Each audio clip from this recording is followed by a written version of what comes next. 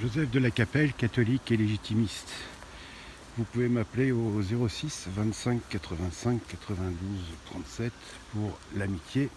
La situation est très grave, nous sommes le 11 juillet 2023, il y a la réunion de l'OTAN à Vilnius, en Lituanie. Et il y a deux choses que je voulais dire, donc c'est très grave, hein. Tous les dirigeants occidentaux sont pour la guerre. Donc c'est très grave. Alors, cette réunion de l'OTAN à Vilnius, il y a deux choses à dire. Donc il y a une chose qui évidemment ne feront pas, mais il y aurait deux entités, il y aurait deux États à faire rentrer dans l'OTAN.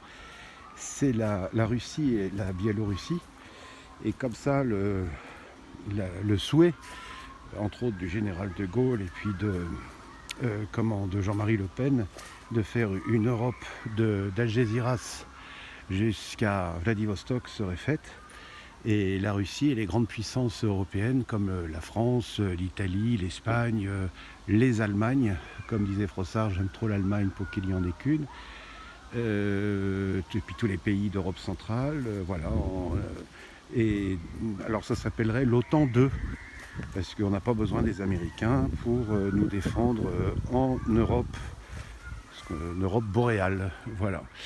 Donc ça c'est la première chose. La deuxième chose, ils font cette réunion à Vilnius, donc en Lituanie, dans les pays baltes, donc c'est pas très loin de la Biélorussie et de la Russie.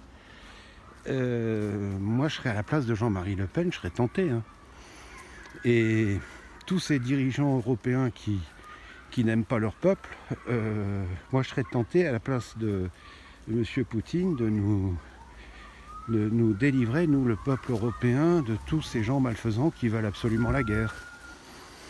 C'est plus que tentant, c'est plus que tentant. Alors je ne sais pas si ça se fera ou pas, mais je comprends pas pourquoi ils n'ont pas fait cette réunion, je sais pas moi, à Brasilia, au fin fond du Pacifique, à Hawaï, etc. Mais là, sous le nez de la Russie, faire la réunion de l'OTAN comme ça, avec des missiles qui vont très vite quand même, les Russes savent faire, c'est très très curieux. Je trouve que, enfin bon, peut-être tant mieux, hein. C'est vrai que nous, ça nous enlèverait une épine du pied, mais c'est assez curieux. Voilà les réflexions, mais la situation est très grave, hein. La situation est très très grave. Tout l'Occident, c'est-à-dire USA, avec Biden, là, USA, Canada et l'Europe occidentale, et les gouvernements sont tous pratiquement, alors on ne sait pas, peut-être certains pays sont peut-être plus en retrait, je ne sais pas. Il semblerait que l'Espagne, certains pays européens sont plus prudents que la France. En tout cas, la France est vraiment, c'est catastrophique, quoi. Catastrophique d'être progrès comme ça. Je pense qu'en 40, on avait plus de moyens militaires contre l'Allemagne. Aujourd'hui, on est vraiment... C'est rien, c'est peau de chagrin, rien que ça, hein. Au-delà de la pensée, de ce qu'on pense de la Russie, etc. Et de se mettre en guerre avec une puissance telle que la Russie, c'est de la folie pure. Au-delà de ce qu'on peut penser de la Russie. Ils sont fous, quoi. Ils sont fous. Et c'est tout à fait possible d'être neutre. Avant-guerre, c'est la France qui a déclaré la guerre à l'Allemagne. Enfin, il fallait être fou, quoi. L'Espagne a été beaucoup plus sérieuse. Elle connaissait sa puissance et elle est restée neutre.